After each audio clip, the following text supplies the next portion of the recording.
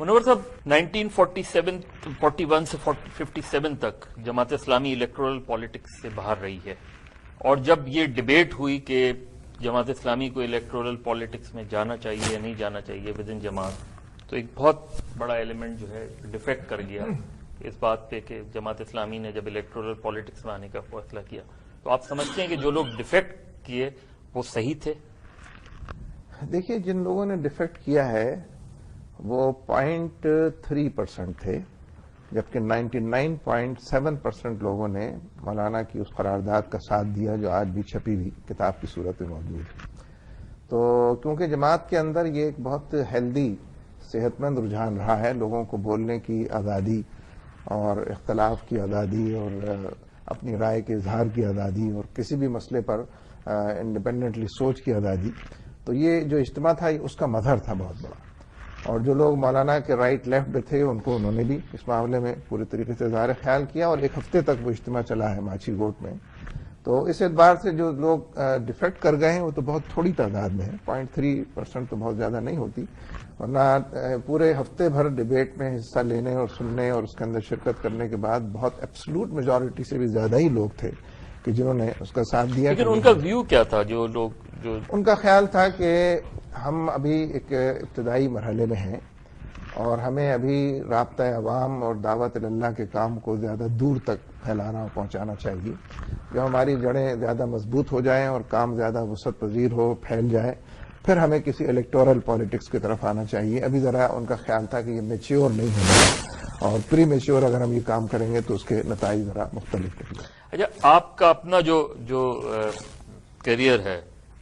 وہ N S F سے شروع ہوتا ہے، اور این ایس ایف کی جو ایک اس زمانے میں 58 میں انڈر گراؤنڈ موومنٹ تھی، اسٹوڈنٹ سرکل، اس کی آپ انچارج رہے ہیں۔ یہ دو تجربات کیسے آپ کو، اور اس سے کیا سیکھا آپ نے، اس سے ہیلپ ملی آپ کو؟ اصل میں اس زمانے میں تو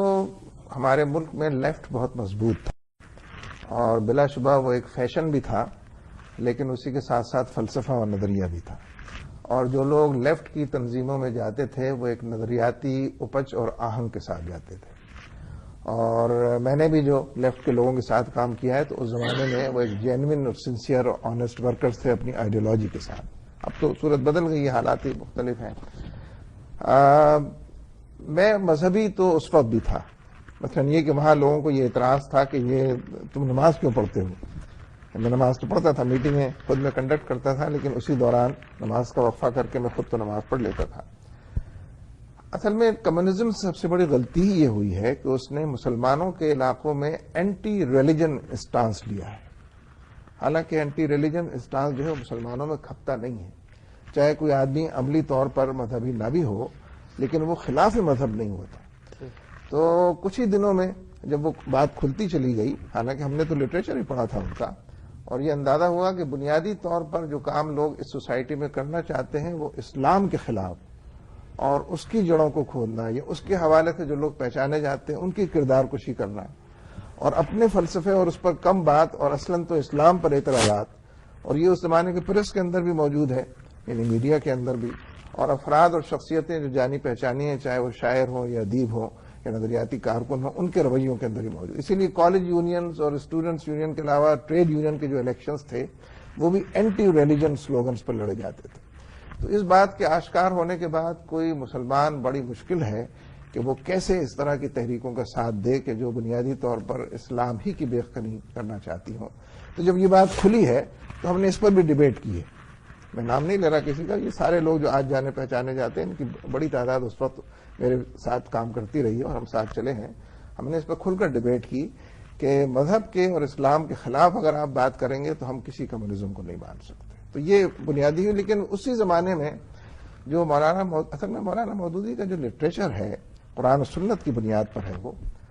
اس کا آرگومنٹ اور ریشنل بڑا مضبوط ہے، وہ آدمی کو اپنی گرفت میں کر لیتا ہے اور ذہنی طور پر ایک انقلاب اور دل و دماغ کی دنیا میں ایک ہلچل پیدا کر دیتا ہے۔ میں نے اس زمانے میں کوئی اسلامی جمعیت طلبہ کے کارکن تھے، انہوں نے مجھے ایک کتاب پڑھنے کے لیے دی، پہلے تو کمیونزم کے حوالے سے دی، وہ میں نے نہیں پڑھی کہ میں جانتا ہوں اس کو زیادہ، لیکن پھر انہوں نے جو اسلام کے حوالے سے پہلی کتاب مجھے دی اور میں نے اس کو پڑھا، تو میں نے اس کو 17 مرتبہ پڑھا، یعنی مسلسل 6-7 مہینے میں اسی کتاب کو پڑھتا رہا، اور میں نے پھر یہ طے کر لیا. میں تو اس وقت ایک موسیقی کا کلب بھی چلاتا تھا بہت بڑا, اور ساتھ ہی یہ نظریات کا حوالہ تھا. اور وہ پڑھنے کے بعد یہ میں نے طے کیا کہ اب مجھے ان تمام چیزوں سے کس طریقے سے الگ ہونا ہے اور تمام لوگوں کو اس معاملے میں شریک کرنا ہے. پھر میں کراچی یونیورسٹی میں اس وقت چلا گیا تھا, تو اس لیے بہت سوچ سمجھ کے ریشنلی